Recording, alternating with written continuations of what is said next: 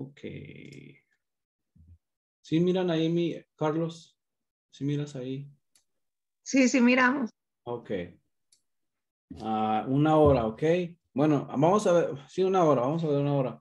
Porque ahora, ya me lo terminamos en realidad. El libro, la carta a los romanos, la epístola a los romanos. Pero no sé si voy a alcanzar a terminar hoy. Si nos queda un poquito más, lo terminamos la semana que entra, ¿ok? La semana pasada estuvimos hablando sobre el capítulo 8, el capítulo 9, haciendo unas conexiones, explicando ciertos textos malentendidos, ¿verdad? Que se han utilizado para promover el hecho de que la Torá o la ley de Moisés se ha terminado. Hemos establecido cómo el apóstol Pablo le ha estado hablando a ciertas personas dentro de esta carta, ¿verdad? Entendemos que Pablo obviamente es un judío, entendemos que Pablo es un hebreo, es un israelita, ahorita lo voy a mencionar más adelante en el capítulo 11 también. Entonces, lo que vamos a hacer ahora, vamos a entrar a Romanos capítulo 10, donde el apóstol Pablo habla de ese grupo, de ese misterio escondido, ¿verdad? Que vamos a estar mirando a continuación. Entonces, tenemos que entender, hermanos, que el contraste que está haciendo Pablo, ¿verdad? Durante todo este tiempo, lo que es desde el principio, ¿verdad? Desde el capítulo 1 hasta el capítulo 11, el apóstol Pablo está afirmando las mismas cosas, está haciendo un contraste entre los judíos que creían o que creen hoy en día también sobre la justificación por medio de lo que son, ¿verdad? Y la justificación que es por fe. Entonces, ese es el contraste que está haciendo el apóstol Pablo. Él no está diciendo que la Torá o la ley de Moisés no es de fe, no es lo que está diciendo. Lo que él está estableciendo es como hay gente que piensa que es por lo que ellos hacen, por lo que ellos son justos o son justificados por su modo de ser, por lo que son, por ser judíos, ¿verdad? Eso es lo que estamos estableciendo durante estos últimos capítulos, ¿ok? Dice en Isaías 29, 13 al 14, dice, pues el Señor, porque este pueblo se acerca con su boca y me honra solo con sus labios, pero su corazón está lejos de mí. Y su temor de mí está basado en mandamientos de hombres. Por eso he aquí que volveré a hacer maravillas con este pueblo, maravilla sobre maravilla. Entonces perecerá la sabiduría de sus sabios y el entendimiento de sus entendidos se eclipsará. Qué bonito, ¿verdad? Nuestro Dios, porque hermanos, fíjense, el hecho de que haya mandamientos de hombres se ha llevado a cabo desde el tiempo de Isaías tal vez hasta anteriormente, antes de él. Siempre se ha llevado a cabo una justificación, ¿verdad? De parte del ser humano pensando que sus obras son suficientemente buenas para alcanzar el cielo, por decir así, ¿verdad? Entonces miramos pues, hermanos, que lo que sucede es eso, ese es el problema que está identificando el apóstol Pablo a través de esta carta, ¿ok? El pueblo de Israel estableció sus propios mandamientos, que eran mandamientos de hombres, y esa es la misma lucha, los mismos debates de Jesús en contra de los fariseos. Entonces, en el capítulo 10, en el versículo 1 lo establece. Fíjense cómo dice. Dice, hermanos, el deseo de mi corazón y mi oración a Dios por Israel es para salvación. Okay, entonces aquí, hermanos, tenemos que entender también, o tendremos que identificar que este Israel a quien el apóstol Pablo se refiere ahí es al Israel actual de su época, ¿verdad? Que los israelitas actuales, por decir así, de ese momento, obviamente eran los judíos, ¿verdad? Los judíos. Entonces, parece ser que a ellos son a los que se refiere. Okay, en esta sentencia. Dice, porque yo les doy testimonio de que tienen celo por Dios, pero no de acuerdo con conocimiento pleno. ¿Amén? El conocimiento pleno. Pues ignorando la justicia de Dios, ¿qué estaban haciendo? Están ignorando la justicia de Dios, es decir, están ignorando la Torá y procurando establecer su propia justicia.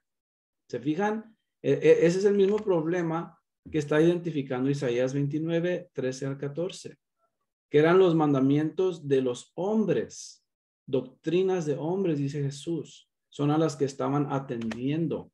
¿Se fijan pues? Entonces Pablo se está refiriendo a esos ahí en Romanos capítulo 10, porque estaban procurando establecer su propia justicia. Ahora, no es que ellos estaban, no que esa justicia era justicia de Dios, sino está hablando también de lo mismo, que esa justicia que ellos establecieron va en contra de la justicia que Dios estableció. ¿Se fijan? Es contraria porque son mandamientos de hombres. No es lo que Dios manda de ellos. ¿Se fijan? Dice, no se han sujetado a la justicia de Dios porque el fin de la ley es Cristo para justicia a todo aquel que cree. ¿Cuál es la justicia de Dios? Dice Moisés, escribe de la justicia que es por la ley.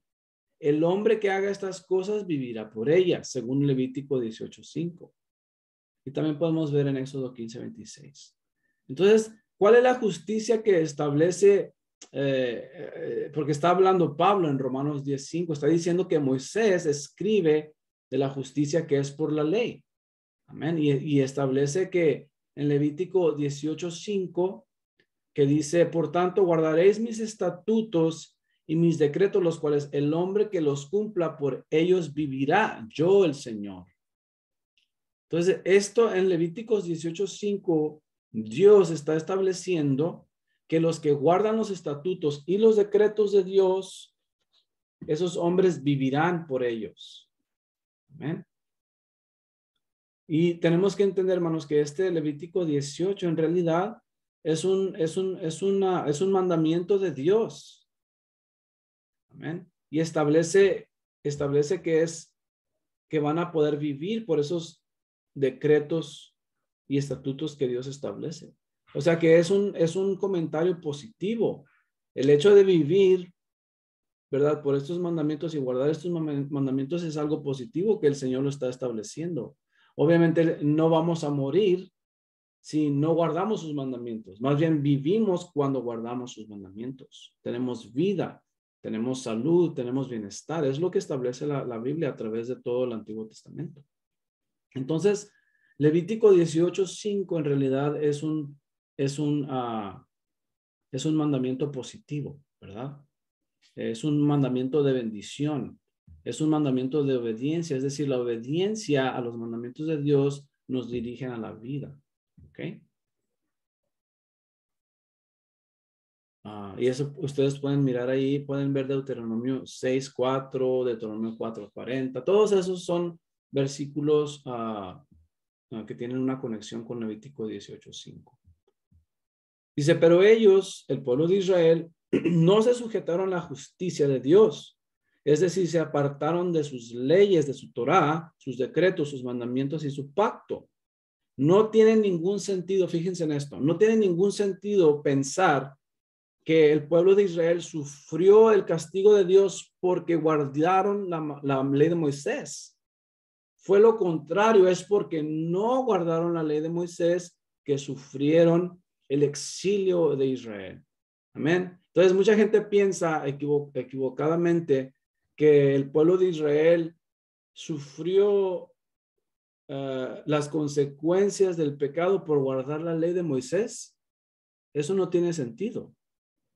Porque ¿qué es lo que dice en Josué 1:8, verdad? Le dice Dios a Josué que no se aparte ni a diestra ni a siniestra, que haga, que guarde, que obedezca todo lo que está escrito en la ley de Moisés para que le fuera bien, para que tuviera éxito en todo lo que hiciera. ¿Qué es? Salmos 119, verso 25, creo, o el 20, dice que malditos los que se apartan de tu Torá, de tus mandamientos. Entonces, debemos identificar, tenemos que entender que lo que Pablo está estableciendo, hermanos, es que la Torah es buena, ¿verdad? Cuando la guardamos legítimamente, cuando hacemos lo que es correcto dentro de ella. Ahora, cuando la manipulamos y cuando creamos nuestra propia justicia, como en todas las denominaciones existe esto, ¿verdad? Se agregan ciertas reglas o ciertos mandamientos que la gente tiene que guardar, que no están en la Biblia, que no están ahí, ¿verdad? Pero los miran como si fueran mejores. Por ejemplo, cuando nosotros salimos de la iglesia, de la denominación de los apostólicos, en esa denominación en particular, a las mujeres, por ejemplo, las demandan que las mujeres no usen pantalón, ¿verdad? Como si fuera un mandamiento bíblico, pero nunca está establecido que las mujeres no pueden utilizar pantalón. Amén. Simplemente que no pueden utilizar pantalones de hombres, porque hay pantalones de hombres y pantalones de mujeres. Entonces, lo miramos, ese fue tal vez un ejemplo muy absurdo y tal vez muy débil, pero vemos pues que a través de toda la historia de la iglesia cristiana se han hecho o hemos creado ciertas doctrinas de hombres y que las hemos forzado a la gente, ¿verdad? Hemos puesto cargas sobre ellos, así como lo hicieron los fariseos, ¿verdad? Que inventaron su propia justicia. Entonces hay un texto también aquí en Romanos 10:4, ¿verdad? Que mucha gente utiliza para decir que la ley de Moisés llegó a su fin porque Cristo fue manifestado. Es decir, que cuando Cristo vino, dejó de existir la ley porque Él la cumplió. Fíjense cómo dice Romanos 10:4. Dice, porque el final de la ley es Cristo. Porque el fin de la ley es Cristo, ¿verdad? Entonces muchos van a ustedes mirar que van a utilizar este texto para establecer la idea de que Cristo es el fin. Es decir, que la ley deja de existir porque Cristo apareció. Pero ¿será eso realmente lo que está estableciendo, lo que está diciendo Romanos 10:4? Vamos a ver si podemos escarbar un poquito más en cuestión de los términos que se están utilizando y a ver si podemos mirar si tal vez tenga otro sentido, ¿verdad? Porque es imposible, ahorita vamos a mirar más adelante, es imposible de que lo que Pablo está diciendo aquí con esta frase es que cuando Cristo aparece, que la fe culmina. Eso es imposible que esté refiriéndose a eso. Entonces vamos a mirar si por medio de esta palabra fin, esta palabra final o esta palabra fin en el griego es telos. ¿Okay? Y esa palabra telos es la palabra 5056 de la concordancia Strong. Y esta palabra telos puede significar fin, el cabo, el pecho, un fin, un peaje. Telos es la transliteración de telos, que es aquí en griego. ¿Okay? La definición, una vez más, fin, cabo, pecho, un fin, un peaje. Un peaje es como taxes, creo, como pagar taxes a alguien. Entonces, esos son como se utiliza en la definición. En español como que no me gusta mucho cómo lo describe. Pero si miramos aquí abajo, en telos, el sustantivo neutro, esto significa, en el inglés decía el origen de la palabra. El origen de esta palabra dice que significa propiamente consumación, la meta final o el propósito como a una conclusión junto con todos sus resultados. ¿Se fijan? Entonces, desafortunadamente, hermanos, en la traducción de la Biblia del griego al español, en este caso, las personas que se dedicaron a traducir esta Biblia, que esta es la Reina Valera 1960 o es una de las Reina Valeras, Ellos en su, o sea, es una reina, bueno, esta es una reina Valera. En la traducción, ellos ya tenían ciertos pensamientos preconcebidos, y cuando ellos tienen esos conceptos preconcebidos, por ejemplo, ¿cuál es el pensamiento que ya tenían ellos en su mente?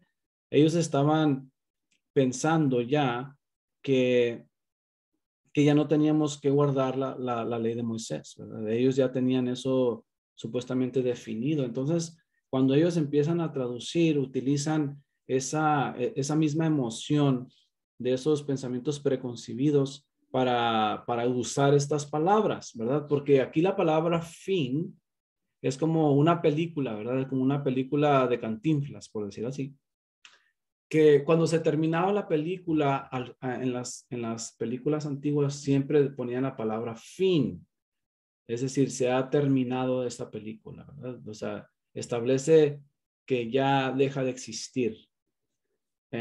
Y mucha gente cuando lee este texto, la palabra fin, tiene ese mismo significado, que ya dejó de existir la ley, ¿verdad? Ya no existe, ya es abrogada. Pero podemos, en realidad, podríamos hacer algo. Según la concordancia Strong, en vez de utilizar la palabra fin, podemos utilizar la palabra propósito, porque es una es una de las formas en que se utiliza la palabra telos, con la palabra propósito. Entonces vamos a mirar si leemos de esta forma este pasaje, esta frase. Si la corregimos y ponemos la palabra propósito, vamos a mirar qué dice. Dice, porque el propósito de la ley es Cristo. Amén. Y hay ciertas Biblias que utilizan esta palabra propósito. Yo lo añadí, esa palabra, yo lo añadí. Ese es el énfasis que yo le puse. Pero hay otras versiones que no tengo tiempo para estar poniendo todas las versiones. Simplemente quiero que veamos un poquito de lo que tenemos que nosotros investigar y ver, ¿verdad? Cuando una frase no tiene mucho sentido o que es confusa, tenemos que ver diferentes puntos de vista y diferentes perspectivas para poder aclarar si algo no está bien, ¿verdad? En este caso, utilizamos la palabra propósito en vez de la palabra fin. Se fijan cómo cambia la sentencia con una sola palabra. Dice, porque el propósito de la ley es Cristo. Pero en el griego sigue siendo la misma palabra telos. ¿Ok? Sigue siendo telos. No cambiamos la palabra. Simplemente el modo en que se utiliza la palabra telos. ¿Eh? Es la meta o el propósito. Entonces, podemos ver, pues, hermanos, cómo podemos también, tenemos que tener evidencia, tenemos que tener más evidencia fuera de esto, de lo que estoy tratando de explicar. Si existe más información sobre lo que estoy diciendo, entonces podemos tener una evidencia más fuerte. Entonces, vamos a mirar si nosotros podemos identificar formas de establecer esta evidencia con más fuerza. Si podemos establecer que el Pablo no se está refiriendo a que la ley de Moisés se terminó porque Cristo apareció, vamos a ver si podemos encontrar más evidencia. Bueno, podríamos utilizar Mateo 15, 17 al 18 y Mateo 5, 17 al 18, hermanos, es fundamental con la serie que tuvimos a cabo hace poco, ¿verdad? Que la titulamos La Torá sigue vigente. Mateo 5, 17 al 18 básicamente fue los textos claves para establecer nuestra tesis. Y en este caso vamos a utilizarlo otra vez. Tenemos que comprender que Pablo no puede estar hablando en contra de lo que Jesús ya estableció. Fíjense en las palabras que Jesús dice.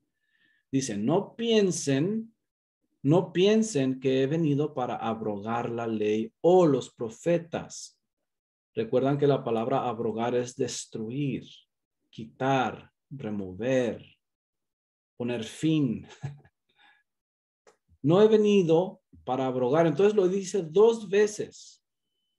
Amén. Entonces eso es importante también. Cuando Jesús o cuando alguien, en este caso bíblicamente, se dicen las cosas 2 veces, eso tiene más fuerza, ¿verdad?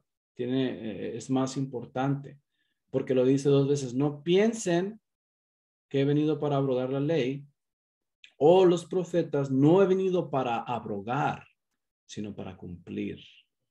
¿Ok?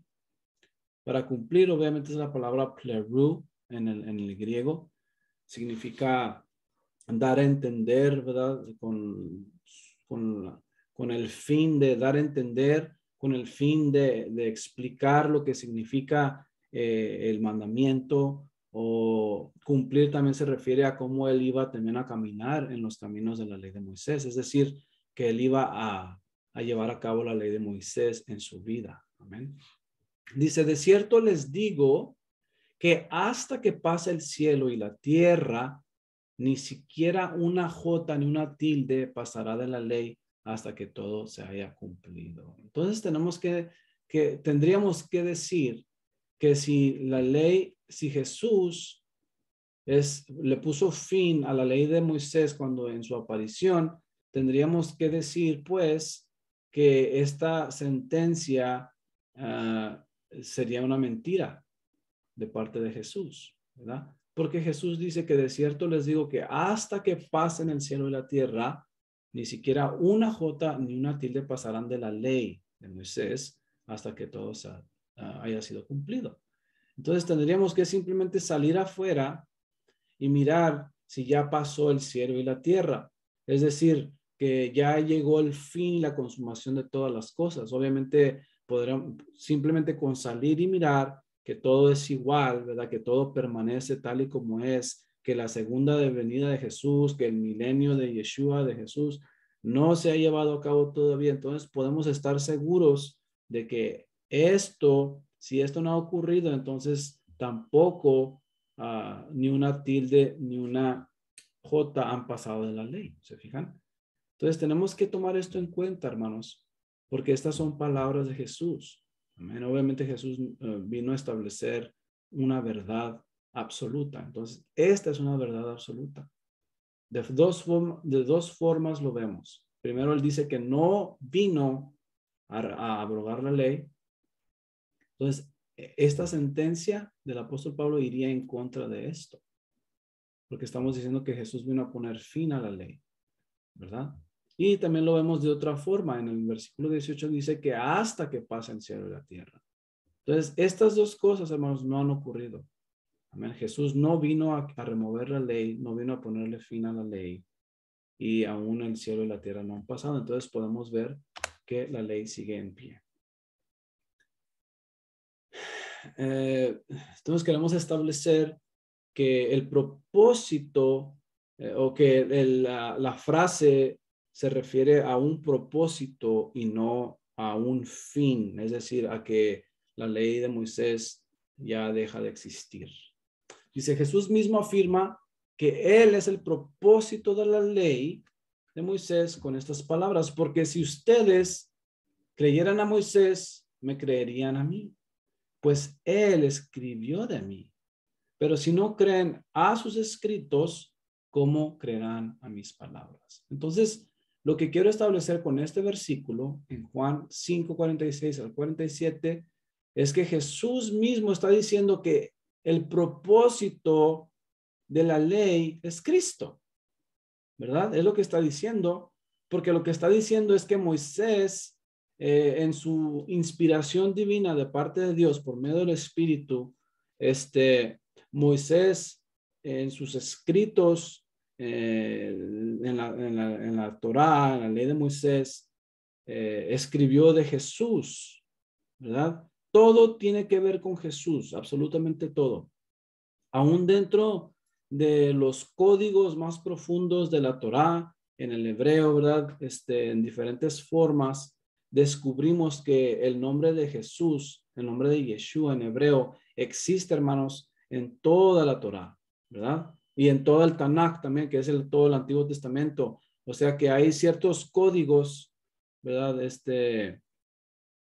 creo que es la gematría, no me acuerdo cómo se llama, que establece, hermanos, que el nombre de Jesús aparece una y otra vez en toda la ley de Moisés y en los profetas. En todos los escritos del Antiguo Testamento, el nombre de Jesús está presente.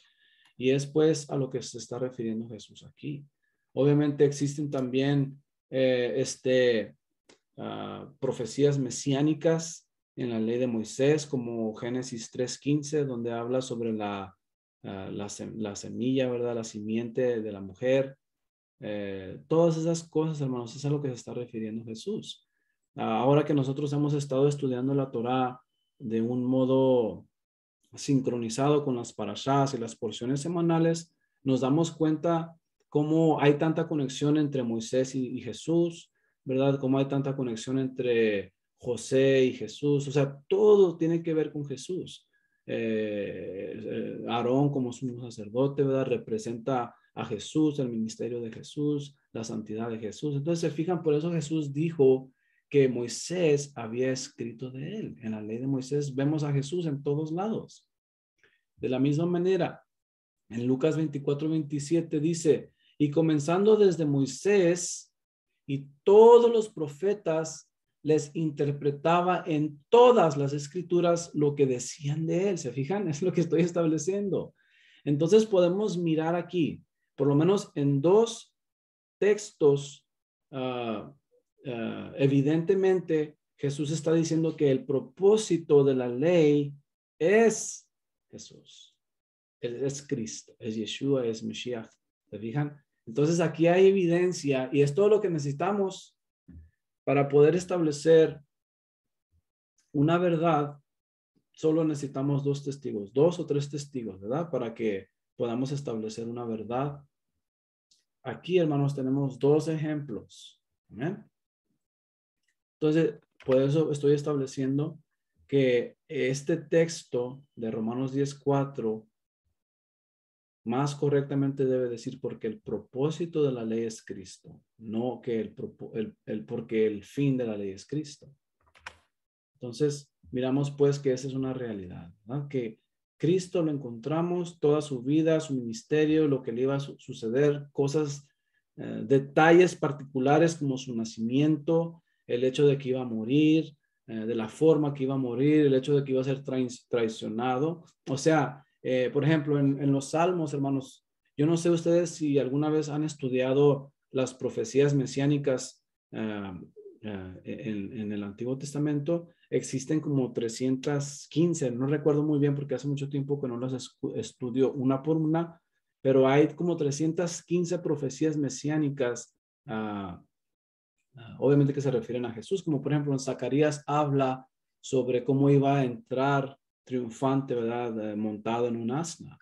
Entonces, todas esas cosas, creo que es en los Salmos, dice que las vestiduras iban a romper las vestiduras en dos, que iban a echar suertes por sus ropas. ¿Se fijan? Entonces, todo eso nos da a entender que el propósito, el punto, el objetivo de la ley es el Mesías, es Jesús. ¿Ven?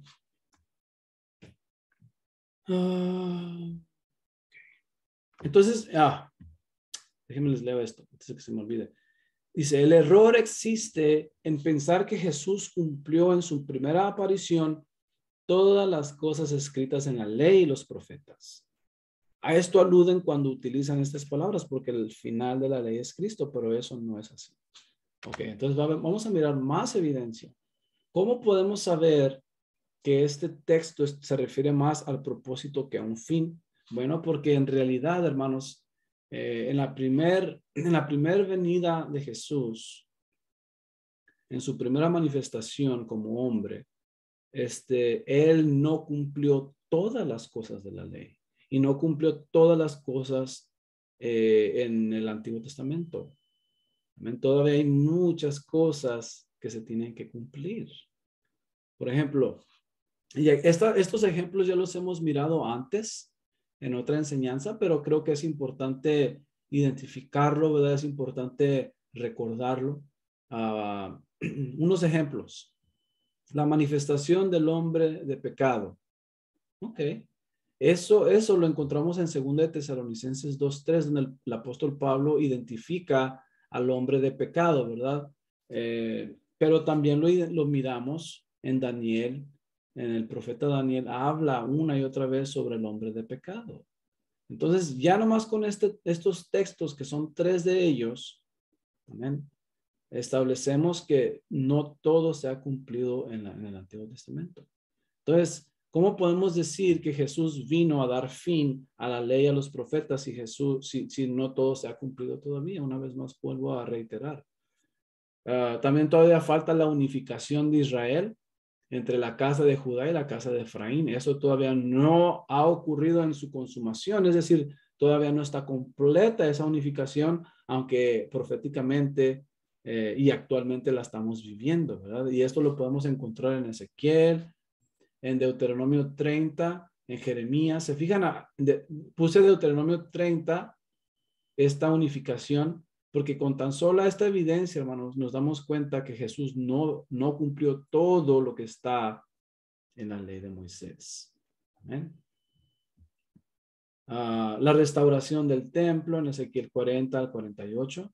Todos estos capítulos, 8 capítulos de Ezequiel, hablan de la restauración del templo, algo que aún no ha ocurrido, que está ocurriendo, ¿verdad? Tal vez no tenemos todos los detalles, pero sabemos que está ocurriendo en Israel. El instituto en Israel están tratando de establecer la restauración del templo, ¿verdad? Ya tienen prototipos, ya tienen todos los utensilios, tienen hasta las vestiduras de los sacerdotes, ¿verdad? Entonces están trabajando arduamente para esta restauración. También la restauración del sacerdocio y del servicio levítico todavía no ha ocurrido. Jeremías 33. La reedificación de Israel, el amor por la palabra. O sea, hay muchas cosas. El reino milenial obviamente todavía no ha ocurrido. Entonces, eso tiene que ocurrir. Y es mencionado por Daniel también, ¿verdad? Obviamente las fiestas, la celebración de las fiestas y también en sí el ciclo de las fiestas. Amén, porque entendemos cuando estudiamos, ¿verdad? El significado de las fiestas en Levítico 23, entendemos que son tiempos señalados por Dios, que son moedims, tiempos que Dios estableció como un calendario divino, ¿verdad? De Dios. Y sabemos que las fiestas del otoño aún no se han llevado a cabo. Entonces, todo esto es evidencia, creo yo, para dar a entender que más bien el texto de Romanos 10:4 debe decir que Jesús es el propósito de la ley, no el fin de la ley. ¿Se fijan? Todo esto es lo mismo que hemos estado hablando durante este tiempo. Es simplemente un resumen de lo que acabo de decir. Entonces, entramos pues a Romanos 10:5 al 7. Y es importante mirar aquí en Romanos 10:5 al 7 con cierto cuidado, detenidamente, ¿verdad? Y si ustedes tienen algo que les llame la atención, hermanos, por favor, díganos. Vamos a leer Romanos 10:5 al 7 si tienen ahí su Biblia a la mano, para que ustedes mismos lo vean. Yo añadí aquí, hermanos, en las referencias que nos da la Biblia, es todo lo que hice, es añadir esas referencias, ¿verdad? Para poder utilizarlas nosotros. Dice de esta manera en Romanos 10:5 al 7, dice, Moisés escribe de la justicia que es por la ley. Okay. Moisés escribe de la justicia que es por la ley. El hombre que haga estas cosas vivirá por ellas. Pero fíjense aquí cómo dice, pero la justicia que es por la fe dice así. No digas en tu corazón, ¿quién subirá al cielo? Esto es para hacer descender a Cristo, ni quién descenderá al abismo. Esto es para hacer subir a Cristo de entre los muertos. Más bien, ¿qué dice? Cerca de ti está la palabra, en tu boca y en tu corazón. Ok. En primer lugar, notamos un contraste causado por la palabra pero en el verso 5 y 6, ¿verdad que sí? Porque dice, Moisés escribe la justicia que es por la ley, el hombre que haga estas cosas vivirá por ellas, pero, o sea, la palabra pero cambia o es como lo contrario de lo que acaba de decir. Entonces ahora va a establecer supuestamente algo completamente nuevo a lo que acaba de decir, ¿verdad? Que la justicia es por la ley ahora, pero la justicia es por fe. ¿Se fijan? Es un contraste. Lo interesante, hermanos, es que esta palabra pero es una conjunción. En el griego es de, ¿ok? Y esa conjunción también tenemos que tener cuidado, ¿verdad? Porque obviamente, una vez más, vuelvo a decir que en la traducción, las personas que hicieron esta traducción en el español, ah, otra vez con el pensamiento preconcebido de la idea de que la ley de Moisés ya no es para nosotros, hacen el contraste utilizando la palabra no necesariamente tenemos que usar la palabra pero. De en el griego puede referirse a y también, and, ¿verdad? Que es una conjunción. Entonces, obviamente, pues ellos utilizaron la palabra pero. Ok, pero vamos a utilizar la palabra pero. Ok, vamos a utilizarla. Está bien, vamos a dejarla ahí. En ciertas ocasiones parece ser que ni siquiera existe en ciertos escritos la palabra pero. Amén. De es como una conjunción que se añadió. Ok, pero vamos a utilizarla. Vamos a utilizarla tal y como está, porque para explicar todas estas cosas a la gente, como les he dicho muchas veces, lo que estamos tratando de hacer es simplificar las cosas y utilizando la misma Reina Valera, que es la que la mayoría de la gente utiliza, podemos establecer un argumento, porque fíjense en lo que estamos mirando. Fíjense en el texto, fíjense en las palabras y las referencias. Por eso puse las referencias aquí. Porque el apóstol Pablo, aunque digamos que esta palabra pero existe y que está haciendo un contraste entre la justicia por la ley y la justicia por la fe, de todas formas, utilizando la palabra pero, la justicia que es por la fe dice así: no digas en tu corazón quién subirá al cielo. El apóstol Pablo está utilizando Deuteronomio 9:4. De todos los textos que pudo haber utilizado Pablo, hermanos, utilizó Deuteronomio 9:4. ¿Por qué digo eso? Porque está utilizando, hermanos, que la ley, la justicia que es por la ley, es Levítico 18:5, que también es Torá, la ley de Moisés, pero la justicia que es por fe, de todos modos está utilizando a Moisés. ¿Se fijan? Entonces está utilizando a Moisés y lo que la gente usa este texto para decir que la justicia que es por fe es para los cristianos del Nuevo Testamento, ¿verdad? Ese es el contraste que ellos utilizan y esa es la conclusión a la que llegan. Pero estamos mirando la evidencia, espero que me estés dando a entender, que Pablo está utilizando la misma ley de Moisés para establecer la justicia que es por la ley y la justicia que es por la fe. ¿Se fijan? Entonces, cuando la gente piensa y dice que la ley de Moisés no es de fe, no es de fe, eso es un error, hermanos. Es un grave error. El mismo Pablo aquí lo señala, porque él mismo está utilizando la ley de Moisés para establecer la justicia que es por la fe. Así de sencillo. Ahora, hay muchas formas diferentes de explicar este texto, ¿verdad? Y diferentes ideas, pero creo que esta es muy básica y es sencilla para poder recordarnos esta supuesta contradicción, ¿verdad? No existe. No existe una diferencia entre la ley de Moisés y la justicia que es por fe.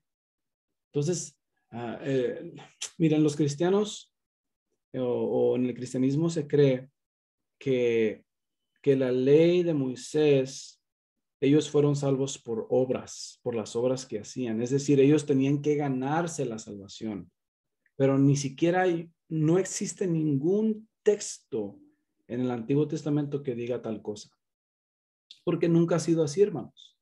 Siempre, siempre, siempre se ha tratado sobre la gracia. Es de gracia. Todo es de gracia. Todo es por la gracia de Dios y es por el amor de Dios. Fíjense cómo dice aquí.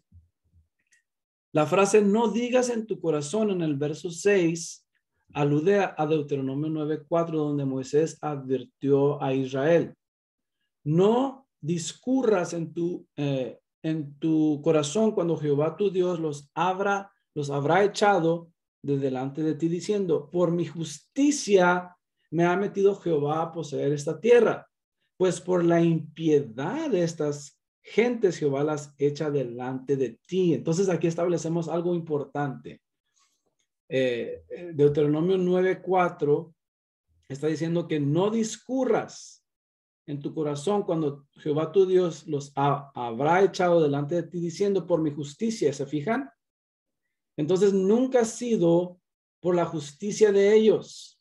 Nunca ha sido porque ellos han sido muy buenos y que ellos han ganado, ¿verdad? Todo lo que el Señor les ha dado. No. Es por la impiedad de las gentes que el Señor echó fuera a los habitantes de Canaán. Entonces lo que está haciendo Moisés está advirtiendo en contra de una actitud presuntuosa por parte de Israel, pensando que había logrado excelencia personal. Y eso es lo que está diciendo Pablo. Eso es lo que está diciendo Pablo aquí. Amén. Que no es, hermanos, no es por una excelencia personal.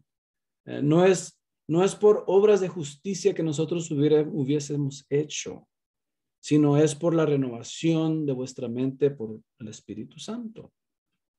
Eso es lo que está estableciendo Pablo, hermanos. No está diciendo que la ley de Moisés no es de fe y que ya no es para nosotros, que ya quedó abrogada, ya se finalizó. No está diciendo eso. Está estableciendo una vez más. Ya lleva 10 capítulos diciendo lo mismo en diferentes formas. Que no se trata que nosotros, porque nacimos en la iglesia, yo ya soy justo, ¿verdad? No. Sino que necesitamos la gracia de Dios en Yeshua, en Jesús, para ser salvos. Es por fe. Entonces, esta alusión apoya el énfasis de Pablo. Justicia es por la fe, en vez de que la justicia es por la ley. Y apoya el hecho de que la verdadera justicia es un don de Dios en lugar de algo ganado. Bien, espero que me esté dando a entender, hermanos, con todo esto. Pero vamos a entrar a Romanos capítulo 11. Ya me lo terminamos esta enseñanza, esta serie. Es más, ya iba a terminar con el capítulo 10, pero estuve leyendo estos últimos días Romanos capítulo 11. Y obviamente hay mucho de qué hablar, ¿verdad? Pero vamos a ver si pudiéramos señalar ciertas cosas en particular, porque Romanos 11, como quien dice, va Pablo a finalizar el contraste que está llevando a cabo durante la carta a los romanos. Es decir, desde Romanos capítulo 1 hasta el capítulo 11, el apóstol Pablo está estableciendo que solo porque uno es judío no significa que ya es salvo. Y está hablando de la inclusión de los gentiles. Está hablando Pablo, hermanos, sobre la unificación de Efraín y la unificación de Judá en un solo hombre, ¿verdad? Un solo hombre, un solo pueblo, un solo olivo. Eso es lo que miramos en Romanos capítulo 9, donde Pablo identifica ese misterio, ¿verdad? Que el propósito del evangelio de Pablo a los gentiles era de la unificación, de unir por fin a la casa de Israel. Por eso dice que ya no hay griego ni judío. Pero lo curioso es que aún todavía la gente divide eso. Dice Pablo, ya no existe judío y griego, ¿verdad? Pero hoy en día aún nosotros estamos peleando lo mismo que Pablo ya estableció, que Dios hizo. ¿Se fijan? Porque a nosotros ahorita que queremos guardar la ley de Moisés, o que estamos tratando de guardar la ley de Moisés, la gente nos mira a nosotros como unos judíos. Les digo a los hermanos jugando, pero si nos vamos con los judíos ni siquiera nos aceptan porque nos miran como gentiles. Nos vamos con los gentiles y los gentiles nos miran como judíos, entonces no cabemos en ningún lado. No somos nada, ¿verdad? Y es básicamente lo que está diciendo Pablo. Ya no hay judío y ya no hay griego, pero aún seguimos con la misma lucha, ¿verdad? Vamos a mirar lo que dice en Romanos 10 del 1 al 10. Perdón, Romanos 11 del 1 al 10. Dice, por tanto, pregunto, ¿acaso ha rechazado Dios a su pueblo? ¿Qué dice? De ninguna manera. Entonces, con esta simple frase, con esta frase que encontramos aquí, hermanos, pudiéramos destruir inmediatamente la teoría de la teología o la teoría del reemplazo, ¿verdad? Que muchos dicen que la iglesia reemplazó a Israel. Pero ¿qué dice Pablo aquí? Dice, ¿acaso rechazó Dios a su pueblo? De ninguna manera. No es posible. ¿Amén? Porque yo mismo, dice Pablo, yo mismo soy israelita, de la descendencia de Abraham, de la tribu de Benjamín. Amén. Wow. Dice, Dios no, y luego lo dice una vez más. Primero dice que de ninguna manera Dios ha rechazado a su pueblo, y luego lo dice una vez más. Dios no rechazó a su pueblo, al cual conoció de antemano. ¿O no saben que lo que dice las escrituras en el caso de Elías cuando se quejó ante Dios contra Israel? Dice, Señor, han matado a tus profetas y han derribado tus altares y yo solo he quedado y procuran quitarme la vida. Pero, ¿qué dice la respuesta divina?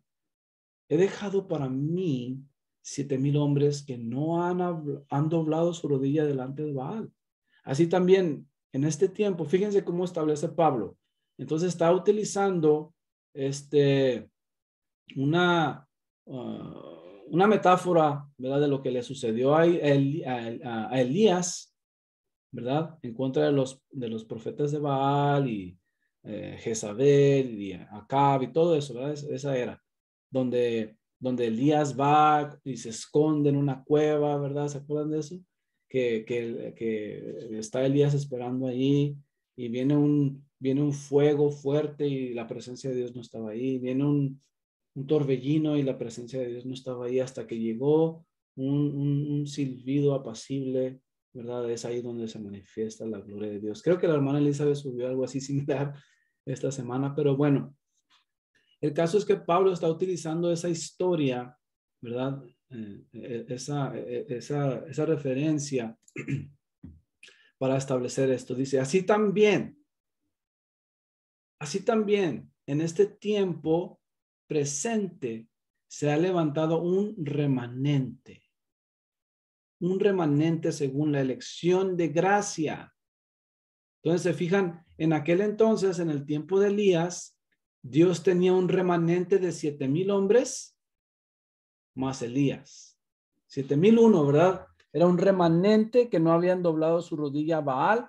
Y dice Pablo, así también hoy en este tiempo se ha levantado un remanente según la elección de gracia. Y si por la gracia no procede de las obras, de otra manera la gracia ya no sería gracia. ¿Qué pues? Lo que Israel busca, eso no lo alcanzó, pero los elegidos sí lo alcanzaron. Y los demás fueron endurecidos. Como está escrito, Dios les dio espíritu de estupor, ojos para no ver y oídos para no oír hasta el día de hoy. Y David dice que su mesa se convertirá en trampa y red, en tropezadero y retribución para ellos. Que sus ojos se oscurecerán para no ver y haz que su espalda se doblegue para siempre. Miramos pues, hermanos, que Pablo aquí en esta sección de Romanos 11 está hablando del remanente de Israel en su tiempo, ¿verdad? Y digamos que el apóstol Pablo se está refiriendo a los judíos, ¿verdad? Digamos que cuando menciona a Israel aquí, dentro de estos versículos, se está refiriendo a los judíos, ¿verdad? Lo que Israel busca. Lo que Israel busca, eso no lo alcanzó. Aún dentro de esos judíos, hermanos, que formaban, ¿verdad? Lo que era el Israel actual en ese momento, hubo un remanente dentro de ellos y los demás fueron endurecidos. ¿Pero por qué fueron endurecidos? Por su incredulidad. Igual que antes, siempre ha sido la incredulidad de ellos que ha causado que no vean la realidad de la palabra. Siempre ha sido lo mismo hasta en el tiempo de Pablo, hermanos. Es lo mismo, pero Dios siempre tiene un remanente. Obviamente por eso Él establece que Él es israelita y que Él es un judío, ¿verdad? De la tribu de Benjamín, de la descendencia de Abraham. Entonces, dentro de los judíos, hermanos, obviamente había un remanente real. Amén. Habían israelitas judíos que creyeron en Yeshua. Pues tenemos a todos los creyentes. Y era una iglesia muy grande, ¿verdad? En Jerusalén. Y luego fueron esparcidos en toda Asia y en Mesopotamia, en todas esas áreas. Pero miramos pues que había un remanente. Y ese remanente, hermanos, se trata de aquellos que han confiado en Jesús como el Mesías. Amén. Pero vamos a mirar más adelante. Si dice algo más, ¿verdad? Sobre esto. Porque tenemos que entender, hermanos, que el Pablo se está tratando de finalizar y está concluyendo esta idea de la unificación de Israel. De que los judíos deben entender que la salvación no es por guardar la ley nomás, sino que tenemos que aceptar a Jesús, ¿verdad? Y le está hablando a los gentiles que deben regresar, ¿verdad? A ser unificados a Israel. Entonces, fíjense cómo dice el apóstol Pablo aquí, ¿ok? Fíjense, ya me lo terminamos. Dice, pregunto pues, ¿acaso tropezaron para que cayesen? De ninguna manera, más bien con la transgresión de ellos ha venido la salvación a los gentiles para que ellos sean provocados a celos. Amén. Y si su transgresión es la riqueza del mundo y su fracaso es la riqueza de los gentiles, ¿cuánto más será la plena restauración de ellos? Amén. ¿Cuánto más? Imagínense, hermanos, cuando llegue ese momento donde el Señor unifica por completo a la casa de Israel, que unifica a Judá y Efraín y los pone juntos, ¿verdad? Y Él reina sobre ellos. Esa es la plena restauración de ellos. Pero esta restauración que habla aún el apóstol Pedro en Hechos 3:15, Hechos 3:19. Lo voy a buscar, ¿ok? Permítame. No lo tenía apuntado porque no pensé que iba a hablar de eso, pero en Hechos 3:19 dice, por tanto, arrepentíos y convertíos para que sean borrados vuestros pecados, de modo que de la presencia del Señor vengan tiempos de refrigerio y que Él envíe al Cristo a Jesús, que nos fue previamente designado. A Él, además del cielo, le debía recibir hasta los tiempos de restauración de todas las cosas. Entonces, se fijan, hermanos, que antes de que Yeshua se manifieste por segunda vez, va a haber una restauración de todas las cosas. Y en mi punto de vista, o en lo que yo creo, es que aquí Pablo está hablando de esa restauración, ¿verdad? ¿Cuánto más será la plena restauración de ellos? Es decir, va a llegar un momento en que la puerta a los gentiles se va a cerrar y el Señor va a abrir los ojos, ¿verdad? De todos aquellos que conocen Torah. Y dice, y ustedes los gentiles les digo, por cuanto yo soy apóstol de los gentiles, honro mi ministerio, por si de alguna manera pueda provocar a celos a los de mi carne y hacer salvos a algunos de ellos. Porque si la exclusión de ellos resulta en la reconciliación del mundo, ¿qué será su readmisión sino vida entre los muertos? Si la primicia es santa, fíjense aquí, si la primicia es santa, también lo es toda la masa, y si la raíz es santa, también son las ramas. Y si algunas de las ramas, se fijan cómo dice, si algunas de las ramas, es decir, que esto es parcial, ¿verdad? O sea, el endurecimiento o la ceguez espiritual es parcial, porque entonces en ese caso Pablo no pudiera ser salvo porque él es judío, o Santiago, o Pedro, o todos los demás. La iglesia primitiva no pudiera haber existido, pero se fijan que es un endurecimiento parcial. Amén.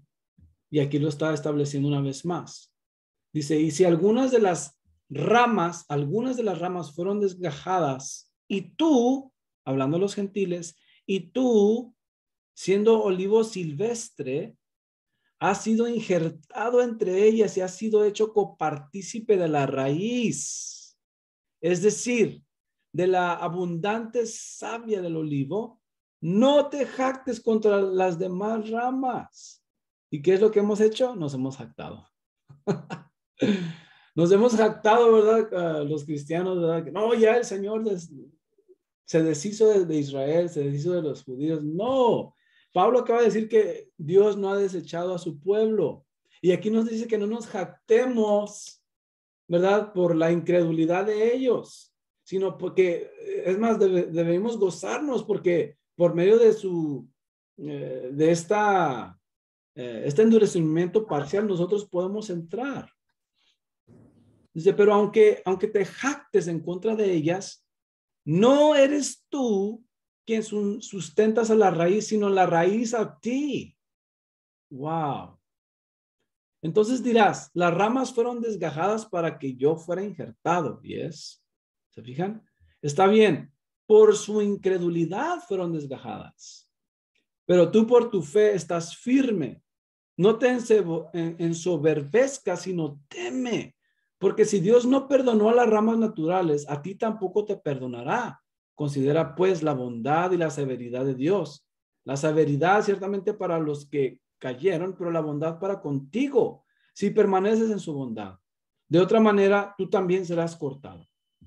Y ellos también, si no permanecen en incredulidad, amén, si no permanecen en incredulidad, serán injertados. Entonces, aún pueden ser injertados, obviamente, y han sido injertados y están siendo injertados ahorita mismo, porque Dios es poderoso para injertarlos de nuevo.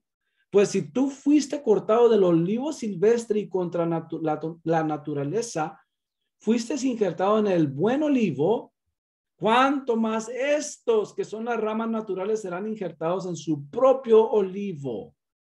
Entonces, ¿quién es quien sustenta supuestamente a los gentiles? A la iglesia, las ramas naturales de Israel. Amén. Entonces, hermanos, lo que Pablo está diciendo es, esto es un misterio, ¿verdad? Lo que está tratando de revelar el apóstol Pablo. Está diciendo a los judíos que ellos no deben de pensar que son justificados por lo que son como judíos, sino que también ellos tienen que recibir a Yeshua, tienen que recibir a Jesús como su Salvador.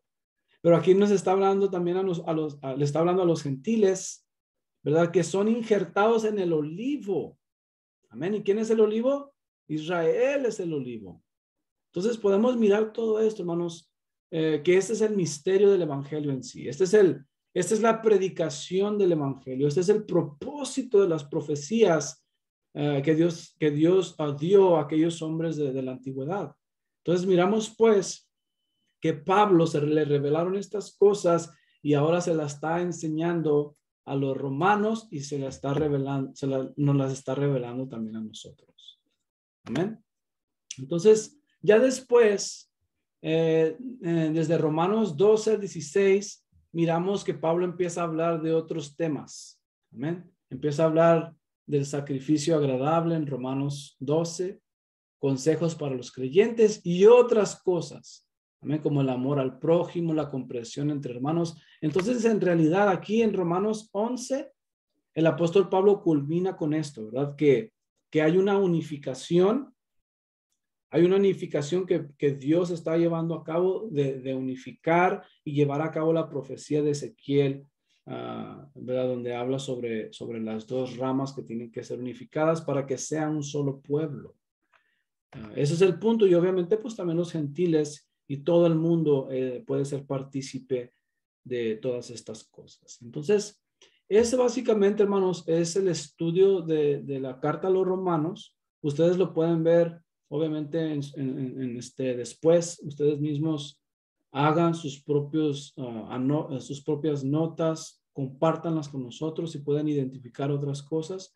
Pero esta es la serie, ¿verdad?, de la paradoja paulina, tratando de establecer el hecho de que Pablo no está hablando en contra de la Torá en sí.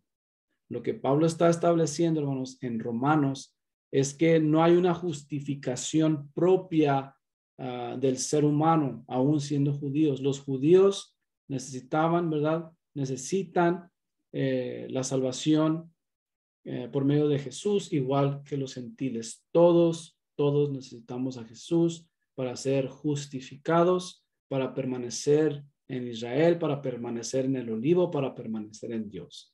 Entonces, espero que este estudio, ¿verdad?, sencillo, sea de bendición para ustedes. Les pido que ustedes mismos vean esos textos, ¿verdad?, que son malentendidos a través de la carta a los romanos. Todo tiene una explicación y debemos siempre pensar y entender lo que Jesús estableció en Mateo 5, 17 al 18, donde él dice que él no vino, y no debemos pensar que él vino a abrogar, a deshacerse de la ley y de los profetas. Él vino a cumplir, y hasta que el cielo y la tierra pasen, entonces vamos a ver algo diferente, ¿verdad? Pero la Torá sigue vigente. Así que mi deseo es que el Señor Dios Todopoderoso los bendiga, los cuide, y que la palabra del Señor siga siendo de bendición para nosotros. Dios les bendiga.